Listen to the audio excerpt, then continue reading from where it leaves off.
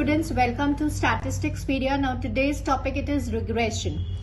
So आज हम क्या करेंगे regression में what do you mean by regression? Regression coefficients की क्या properties होती हैं, right? Regression equations क्या होती हैं, उनको कैसे हम determine कर सकते हैं, ये सारे concepts हम समझेंगे with the help of the questions. तो सबसे पहले अब हम numerical question solve करेंगे and later on हम जो कुछ basic question है which is based on the properties that we will discuss. So let's start with it.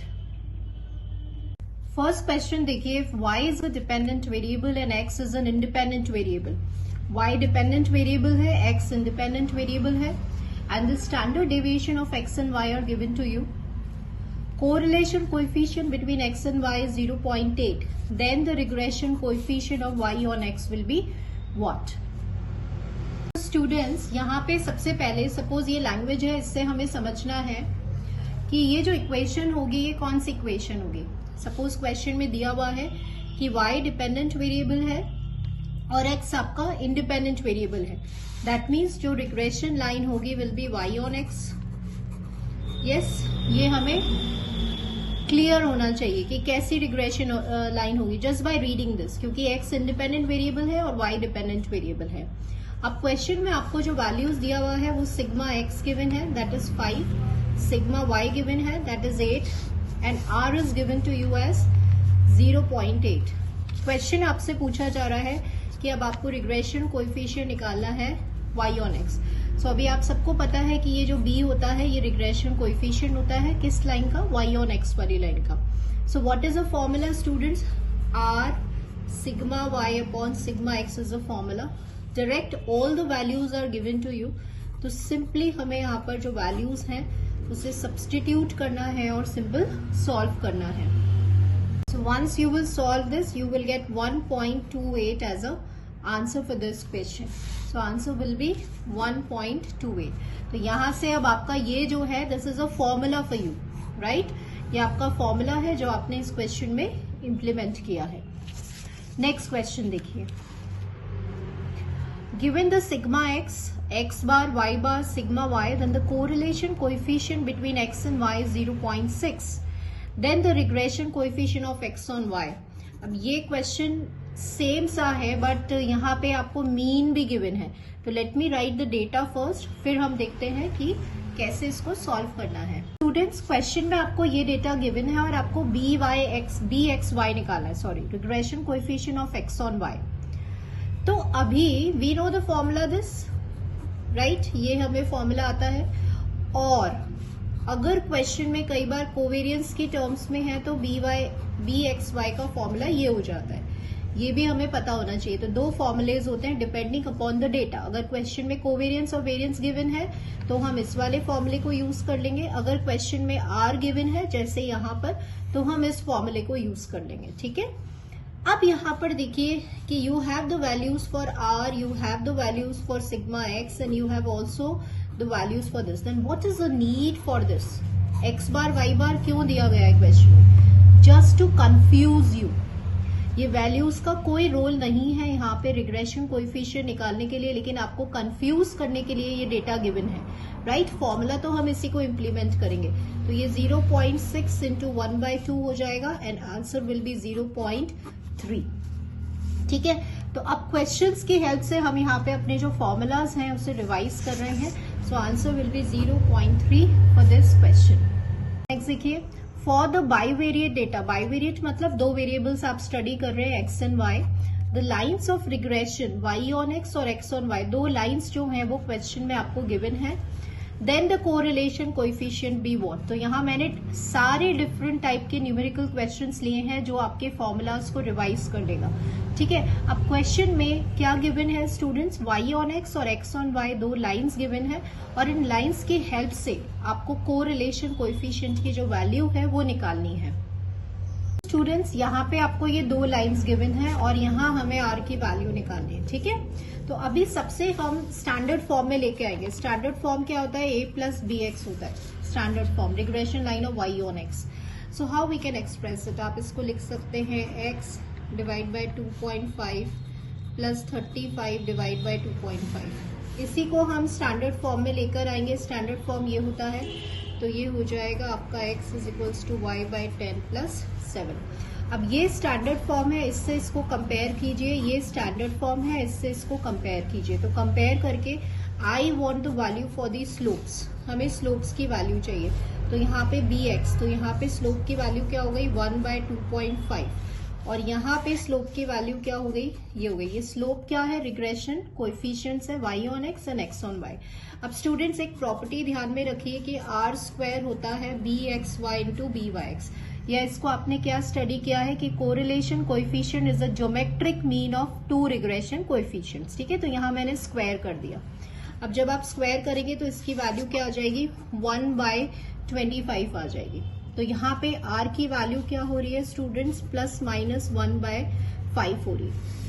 अब दूसरी प्रॉपर्टी रिवाइज करिए कि दूसरी प्रॉपर्टी क्या कहती है कि जो दोनों रिग्रेशन कोएफिशिएंट्स के साइन होंगे, बहुत अच्छे से समझिएगा स्टूडेंट्स, जो दोनों रिग्रेशन कोएफिशिएंट्स के साइन होंगे वही r का साइन होगा। तो ये हमने एक प्रॉपर्टी पढ़ी थी, सिग्नेचर प्रॉपर्टी, जो प्रॉपर्टी क्या स्टेट करती है कि सबके साइंस कैसे होने चाहिए, सेम होने चाहिए। ठीक है, तो अभी यहाँ पे दोनों पॉजिटिव हैं, तो इससे आपको समझ में आ गया कि ये जो आंसर है ये पॉजिटिव में आएगा। अगर यहाँ दोनों नेगेटिव होते तो r की वैल्यू -1/5 होती। तो आपने यहाँ पे दो प्रॉपर्टीज रिवाइज करी है, एक तो r की कि कोरिलेशन कोएफिशिएंट ज्योमेट्रिक मीन होता है रिग्रेशन कोएफिशिएंट्स का, और दूसरी प्रॉपर्टी आपने क्या पढ़ी है कि सबके साइंस हमेशा सेम होने चाहिए। ठीक है, तो r की वैल्यू हो गई 0.2। ऑप्शन में आपको कंफ्यूज करने के लिए नेगेटिव वाला ऑप्शन भी आपको जरूर मिलेगा, क्योंकि यहाँ पे r की दो वैल्यूज आ रही है, पॉजिटिव एंड नेगेटिव, राइट। सो ये यहाँ पे इस प्रॉपर्टी को यूज करके, यहाँ हमने इस प्रॉपर्टी को यूज करके यहाँ पे आंसर स्टेट किया है। तो आपने फर्स्ट प्रॉपर्टी ये वाली पढ़ ली, सेकेंड प्रॉपर्टी साइंस वाली पढ़ ली। अब स्टूडेंट्स इस प्रॉपर्टी का जो नेम है कि सबके साइन सेम रहने चाहिए, वो भी आपको याद होना चाहिए, कई बार थ्योरेटिकल क्वेश्चन आ जाता है। उस प्रॉपर्टी का नाम होता है सिग्नेचर प्रॉपर्टी। ठीक है, सिग्नेचर प्रॉपर्टी ये कहती है कि दोनों रिग्रेशन कोएफिशिएंट्स और कोरिलेशन कोएफिशिएंट्स के साइन सेम होने चाहिए। So now moving on to the next question. If the regression coefficient of x on y is this, y on x is this, then the correlation coefficient be what? तो question में अब यहाँ पे आपको सीधा सा x on y गिवन है -2/3, y on x given है -3/4। तो r स्क्वायर आपको पता है bxy into byx, that is तो ये आ गया आपका हाफ। लेकिन क्योंकि यहाँ पे साइंस कैसे हैं, नेगेटिव है, तो इसका आंसर क्या आने वाला है, क्योंकि r की दो वैल्यूज होंगी प्लस माइनस हाफ, तो आपको डिसाइड करना है कि प्लस हाफ है या माइनस हाफ है। तो r की वैल्यू क्या हो जाएगी, माइनस हो जाएगी। क्यों, क्योंकि दोनों रिग्रेशन कोएफिशिएंट्स के साइन नेगेटिव हैं। ठीक है, नेक्स्ट क्वेश्चन देखिए। The regression coefficient x on y is 0.4 and y on x is this, then the regression coefficient of this is what? Students यहाँ मैंने क्या किया है, सारे इस टाइप के क्वेश्चंस इंक्लूड करें कि आपकी हर प्रॉपर्टी जो है वो रिवाइज हो जाए। ठीक है, सो यहाँ क्वेश्चंस की हेल्प से हमें पूरे चैप्टर को रिवाइज करना है। तो यहाँ आप देखिए क्वेश्चन में क्या गिवन है, आपको दोनों रिग्रेशन कोएफिशिएंट्स दे दिए जाते हैं, that is x on y और y on x। बहुत ध्यान से समझिएगा, और आपसे पूछा जा रहा है कि जो रिग्रेशन कोएफिशिएंट होगा, लेट्स से मैंने यहाँ पे u ले लिया, y-2 और v ले लिया x-3, आपसे b u v की वैल्यू पूछी जा रही है। तो अब एक प्रॉपर्टी बहुत अच्छे से समझिए, देखिए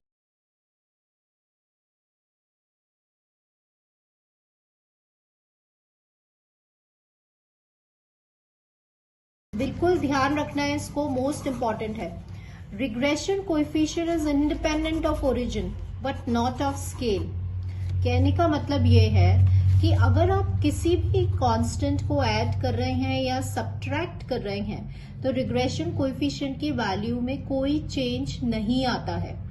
लेकिन आप किसी भी कांस्टेंट को मल्टीप्लाई कर रहे हैं या डिवाइड कर रहे हैं तो रिग्रेशन कोएफिशिएंट की वैल्यू में चेंज आता है। तो ये थ्योरेटिकल भी आ जाता है कई बार, और कई बार इस प्रॉपर्टी को क्वेश्चंस में हमें यूज करना होता है। तो यहाँ पर आप देखिए आपको दो रिग्रेशन कोएफिशिएंट्स दे दिए जाते हैं। यहाँ पे आप सबट्रैक्ट कर रहे हो किसी कांस्टेंट को। सबट्रैक्ट करना मतलब ओरिजिन है। तो अभी अभी हमने क्या प्रॉपर्टी पढ़ा है कि रिग्रेशन कोएफिशिएंट की वैल्यू सेम रहेगी चाहे आप किसी भी कांस्टेंट को ऐड करें या सबट्रैक्ट करें। क्यों? Because it is independent of the change of origin. So by using this property, the value will remain the same. तो आपकी जो वैल्यू है y on x की वो 1.6 थी, तो u v की भी वैल्यू 1.6 ही रहेगी। क्यों रहेगी? क्योंकि regression coefficient is independent of the change of origin. So answer here will be 1.6। The following results were declared in statistics and mathematics। यहाँ पे आपको मीन स्टैंडर्ड डिविएशन दिया हुआ है x एंड y का। आपको कोरिलेशन कोएफिशिएंट गिवन है 0.4 और आपसे क्या पूछा जा रहा है? The value of y when x is equals to 40। Now again it is a very good question. यहाँ पे सबसे पहले आपको ये समझना ये आपको पहले समझ में आना चाहिए कि कौन सी लाइन बनेगी, y ऑन x बनेगी या x ऑन y बनेगी, राइट? तो क्वेश्चन में आपसे y की वैल्यू पूछ रहे हैं जब x की वैल्यू आपको गिवन है। तो अगर आपने रिग्रेशन का चैप्टर बहुत अच्छे से समझा है, सो यू नो दैट कि we have a line this. इसका मतलब क्या होता है? x एक इंडिपेंडेंट वेरिएबल है, मतलब गिवन वैल्यू है। अगर x की वैल्यू आपको पता होगी, इस इंडिपेंडेंट वेरिएबल की वैल्यू पता होगी, तो y किस पे डिपेंडेंट है? x पे डिपेंडेंट है। अगर ये वैल्यू पता होगी तो y की वैल्यू को आप इजीली एस्टिमेट कर सकते हैं, राइट? ये हमारी रिग्रेशन इक्वेशन होती है y ऑन x और इसका मीनिंग ये होता है। यहाँ पे स्टूडेंट्स कहीं भी मेंशन नहीं है कि आपको y ऑन x बनाना है या x ऑन y बनाना है, बट ये जो स्टेटमेंट लास्ट में दिया गया है इससे हमें समझ में आ गया कि आपको जो x की वैल्यू दी जा रही है वो कितनी दी जा रही है? 40 it is given to you. अगर x की वैल्यू 40 है तो आपको y की वैल्यू निकालनी है। So here you got the point कि यहाँ पे रिग्रेशन इक्वेशन बनेगी y ऑन x, राइट? ये तो फर्स्ट पॉइंट है। सेकेंड पॉइंट समझिएगा कि यहाँ पे मीन एंड स्टैंडर्ड डिविएशन की वैल्यू दिया हुआ है, तो कैसे हम जो है मीन की वैल्यूज को यूज करके रिग्रेशन इक्वेशन बना सकते हैं। तो यहाँ रिग्रेशन लाइन तो आपको मैंने समझा दिया कि ये वाली लाइन है, लेकिन हमें बनाना है रिग्रेशन इक्वेशन। तो अब एक प्रॉपर्टी बहुत अच्छे से समझिएगा कि जो आपकी दो रिग्रेशन लाइंस होती हैं वो किस पॉइंट पे इंटरसेक्ट करती हैं? मीन वैल्यूज पे इंटरसेक्ट करती है। इसे मीन प्रॉपर्टी कहते हैं। ये सारी प्रॉपर्टीज आपको बहुत अच्छे से रिवाइज होनी चाहिए। क्या बोला मैंने कि जो दो रिग्रेशन लाइंस होती हैं वो किस पॉइंट पे मीट करती हैं या इंटरसेक्ट करती हैं? एक्स बार कॉमा वाई बार पे। इसी की हेल्प से अब हम एक इक्वेशन बनाएंगे। हमें पता है कि स्ट्रेट लाइन की इक्वेशन जो किसी स्पेसिफिक पॉइंट से पास करती है वो क्या बनती है? y minus y bar equals to b। b मतलब slope, x minus x bar.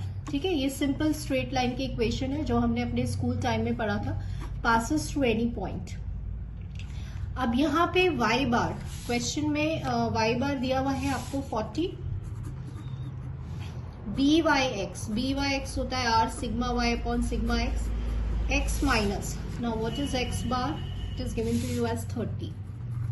ठीक है, तो ये हमारी इक्वेशन बन जाएगी। सो स्टूडेंट्स, अभी y माइनस 40, r क्वेश्चन में क्या गिवन है? आपको 0.4 गिवन है, सिग्मा y आपको 20 गिवन है, सिग्मा x 10 गिवन है। Now what is this x? x ये जो क्वेश्चन में गिवन है, दिस इज x 40, तो 40 माइनस 30 गिवन है। ठीक है, तो ये हो गया y माइनस 40, 10 से ये 10 कैंसिल हो गया और ये हो गया 8, तो y की वैल्यू क्या आ गई? 48 आ गई। तो यहां से आपने क्या समझा है? यहां से यू हैव अंडरस्टूड कि कैसे आप रिग्रेशन इक्वेशन फ्रेम करते हैं। यहाँ पे हमने जो है वो मीन वैल्यूज का कॉन्सेप्ट यूज करा है कि इंटरसेक्ट करते हैं मीन वैल्यूज पे। इस प्रॉपर्टी का यूज करके ये जो इक्वेशन है उसे फ्रेम किया है। प्लस आपने बी वाई एक्स का जो फॉर्मूला है उसको यूज किया है। क्यों यूज किया है? क्योंकि क्वेश्चन में सिग्मा और आपको ये वैल्यूज दिए गए हैं, इसीलिए हमने ये जो कंप्लीट इक्वेशन बनाई है। ठीक है, और आपने थर्ड प्रॉपर्टी क्या समझा है कि कौन सी वाली लाइन या इक्वेशन को हमें बनाना है वो कैसे पता चलता है, डिपेंडेंट या इंडिपेंडेंट वेरिएबल से। अगर क्वेश्चन में कोई वैल्यू गिवन है मतलब वो इंडिपेंडेंट वेरिएबल है और जिसकी वैल्यू निकालनी होती है वो डिपेंडेंट वेरिएबल है। तो ऐसे हमें समझ में आ जाता है कि कौन सी लाइन्स होंगी, y on x होगी या x on y लाइन होगी। So answer for this question will B 48. So this is a very good question, a very good numerical question. If the coefficient of determination is 0.12, अब ये term आपको ये तभी समझ में आएगी जब आपने मेरा जस्ट प्रीवियस वीडियो अगर कोरिलेशन बहुत अच्छे से समझा है तो आपको क्विकली स्ट्राइक कर जाएगा कि जो कोएफिशिएंट ऑफ डिटर्मिनेशन होता है वो r² होता है और वो क्वेश्चन में आपको ये गिवन है। And the regression and one of the regression coefficient is 0.3, then the value of the other regression coefficient. तो एक कोई से भी रिग्रेशन कोएफिशिएंट की वैल्यू आपको 0.3 दे दी जाती है। लेट से कुछ भी मान लीजिए, मैंने x on y माना है, y on x कोई सा भी मान लीजिए और आपको ये वैल्यू निकालनी है। तो अल्टीमेटली हमें यहाँ पे प्रॉपर्टी यूज करना आना चाहिए। हमें पता है कि दिस इज अ प्रॉपर्टी, तो ये हो गया 0.12, लेकिन आप ये प्रॉपर्टी तभी यूज कर पाएंगे वंस यू नो कि what is coefficient of determination. तो यहाँ पे ये हो गया 0.3 byx, तो byx हो गया आपका 0.4 हो जाता है। क्वेश्चन आता है कि साइन क्या होगा, तो हम यहाँ पे सिग्नेचर प्रॉपर्टी को यूज कर रहे हैं कि जो साइन r का होगा वही साइन इसका होगा, मतलब सारे इसका क्योंकि पॉजिटिव है तो r का भी पॉजिटिव होगा और इसका भी पॉजिटिव होगा। तो answer for this question will be 0.4। Next देखें, let the regression line of y on x और x on y, दो रिग्रेशन लाइंस गिवन है, ये आपकी y on x है और ये आपकी x on y है। The ratio of the variances of x and y, again a very good numerical question, right. तो इसमें आपको वेरिएंसेस का रेशियो निकालना है, सिर्फ रिग्रेशन लाइन की इंफॉर्मेशन आपको क्वेश्चन में गिवन है। स्टूडेंट सबसे पहले आप इसको स्टैंडर्ड इक्वेशन से कंपेयर करेंगे। x आपके पास होता है a प्लस बी वाई, तो वंस यू विल कंपेयर तो आपको बी वाई एक्स की वैल्यू ये मिल जाती है और बी एक्स वाई की वैल्यू आपको थीटा मिल जाती है। अब बी वाई एक्स का फॉर्मूला ये होता है और बी एक्स वाई का फॉर्मूला आपका ये होता है। क्योंकि आपको वेरिएंसेस का रेशियो निकालना है, मतलब आपको आर की वैल्यू नहीं चाहिए, तो आप इसको डिवाइड कर दीजिए। तो once you will divide this,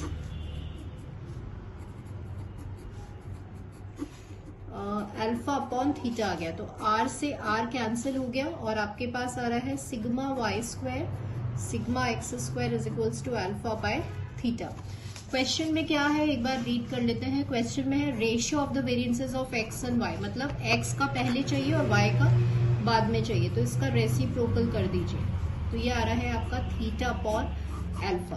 तो अल्टीमेटली हम यहाँ पे क्या समझ में आया, कौन कौन सी प्रॉपर्टीज यूज कर ली। यहाँ पे हमने रिग्रेशन कोएफिशिएंट की प्रॉपर्टी यूज करी है इन टर्म्स ऑफ r में, ठीक है। तो इससे आपका वैल्यू आ गई theta by alpha. Important to note is, यहाँ पे आंसर तो theta by alpha, important to note is alpha by theta भी मिलेगा आपको। तो कई बार जल्दी में हमारा जो आंसर आता है हम उसी को टिक कर देते हैं, तो ये बिल्कुल ध्यान रखना है कि ये रेशियो ऑफ द वेरिएंसेस है पहले y टू x का। क्वेश्चन में आपसे x टू y पूछा गया है, ठीक है, दैट्स वाई। हमने न्यूमेरिकल क्वेश्चंस देखे, अब हम थोड़े से थ्योरेटिकल क्वेश्चंस देखेंगे जो हमारी प्रॉपर्टीज है उसको रिवाइज करेगा। सबसे पहले है the range of the regression coefficients is what. Now most important, कई बार हमें याद नहीं रहता है, रिग्रेशन कोएफिशिएंट्स का जो रेंज होता है वो होता है -∞ टू +∞। नेक्स्ट देखिए, the average of two regression coefficient is always greater than और equal to the correlation coefficient is equal to what. तो सबसे पहले तो हमें सारे रिग्रेशन कोएफिशिएंट्स की प्रॉपर्टीज याद होनी चाहिए। अब हम एक के बाद एक ही प्रॉपर्टीज रिवाइज करते हैं कि फंडामेंटल प्रॉपर्टी क्या होती है, सिग्नेचर, मैग्नीट्यूड और मीन प्रॉपर्टी क्या होती है। देखिए स्टूडेंट, सबसे पहले है फंडामेंटल प्रॉपर्टी, तो आपको ये नेम्स भी याद होने चाहिए। कई बार नेम्स आ गया कि चलिए फंडामेंटल प्रॉपर्टी बताइए और ऑप्शंस दे दिए जाए, सो यू शुड नो कि what do you mean by a fundamental property. Okay, fundamental property क्या होती है students, r this into this, this is a fundamental property. Words में अगर हम कहेंगे तो कोरिलेशन कोएफिशिएंट ज्योमेट्रिक मीन होता है रिग्रेशन कोएफिशिएंट का। तो अभी बहुत सारे क्वेश्चंस में हम कौन सी वाली प्रॉपर्टी यूज कर रहे थे, ये वाली, जिसे आप कहते हो फंडामेंटल प्रॉपर्टी। नेक्स्ट समझिएगा, next you have is a signature property. तो ये तो अभी हमने किया है। सिग्नेचर प्रॉपर्टी मतलब इसका साइन और इसका साइन सेम होना चाहिए, सेम साइन होने चाहिए तीनों के। That is known as a signature property. Now what is magnitude property? अगर एक रिग्रेशन कोएफिशिएंट 1 से बड़ा है तो दूसरे रिग्रेशन कोएफिशिएंट को 1 से छोटा होना पड़ेगा। ठीक है, इसको कई बार क्वेश्चंस में कैसे आता है, one of the regression coefficient is greater than unity then other must be less than unity. तो ये थ्योरी में भी आ जाता है, तो इसे कहते हैं मैग्नीट्यूड प्रॉपर्टी। नेक्स्ट प्रॉपर्टी होता है मीन, कि अगर आप दोनों रिग्रेशन कोएफिशिएंट्स का मीन ले रहे हैं तो वो क्या होता है, ग्रेटर हो जाता है वो आपके आर से, और इसे हम कहते हैं मीन प्रॉपर्टी। ठीक है ना, ये देखिए, the average of two regression coefficients is always greater than और इक्वल टू कोरिलेशन कोएफिशिएंट, ये वाली प्रॉपर्टी। तो ये होता है mean property.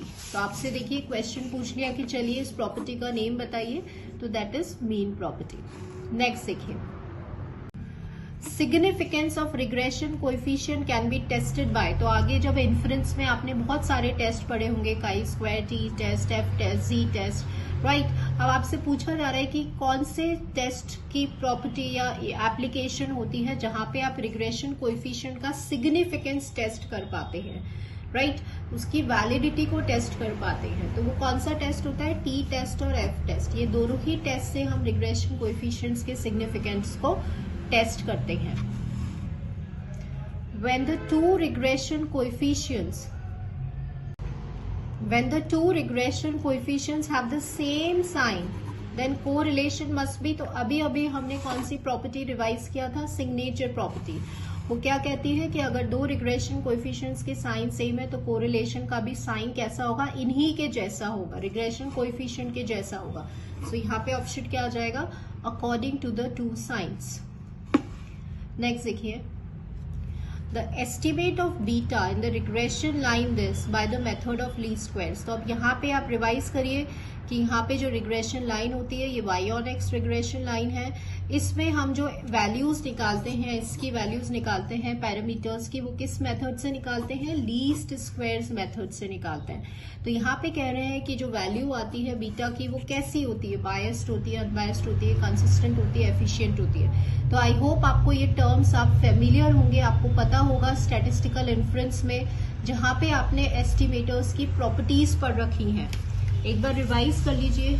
Fishers criteria of good estimators में 4 प्रॉपर्टीज होती हैं। एक होता है अनबायस्ड, एक होता है कंसिस्टेंसी, सफिशिएंसी और एफिशिएंसी। देखिए सारे जो होते हैं ना वो इंटरकनेक्टेड होते हैं। आप रिग्रेशन वाला चैप्टर पढ़ रहे हो लेकिन इसमें देखिए इन्फ्रेंस वाला पार्ट भी आ गया, तो ये सारी टर्म्स आपको पता होंगी, आपने अपने ग्रेजुएशन में पढ़ा होगा। तो अभी क्वेश्चन समझिए, क्वेश्चन क्या कहता है। क्वेश्चन कहता है कि बताओ जो वैल्यूज आप निकालते हो इसकी ए और इन पैरामीटर्स की, अल्फा और बीटा की, कौन से मेथड से निकालते हैं, प्रिंसिपल ऑफ लीस्ट स्क्वायर से निकालते हैं। तो ये वैल्यू कैसा आता है, तो ये वैल्यू हमेशा कैसा आएगा, अनबायस्ड आएगा। बहुत बहुत इंपॉर्टेंट क्वेश्चन है, ठीक है, अनबायस्ड आएगा। तो थ्योरी को भी हमें बहुत डेप्थ में जाके पढ़ना है। प्लस उसमें ई जो होता है इसे एरर कहते हैं, that is known as an error. और ये एरर कैसे होती है, कई बार ये भी क्वेश्चन आ जाता है, कैसे डिस्ट्रीब्यूटेड होती है। इसका मीन तो होता है 0 और वेरिएंस इसका सेम होना चाहिए, ठीक है, और ये नॉर्मल डिस्ट्रीब्यूशन को फॉलो करते हैं। तो this is also a very good question, ठीक है। तो आज हमने जो है वो रिग्रेशन के न्यूमेरिकल क्वेश्चंस देखे हैं, बेसिक भी बताया है मैंने आपको, थ्योरेटिकल और different type of numerical questions हमने सॉल्व करे हैं। वीडियो है वो आपके लिए यूजफुल रहा होगा, लाइक करते रहिए स्टूडेंट्स, बिकॉज ये एक मैसेज होता है कि yes you are getting what I want to teach. So please like करना ना भूलें। और अगर कोई टॉपिक आप समझना चाहते हैं जो आपको समझ में नहीं आ रहा है and you want me to make the video on that specific topic, तो प्लीज आप कमेंट करें। कोई क्वेरी है, कोई पॉइंट समझ में नहीं आ रहा है, then do comment me. So thank you students for watching this video.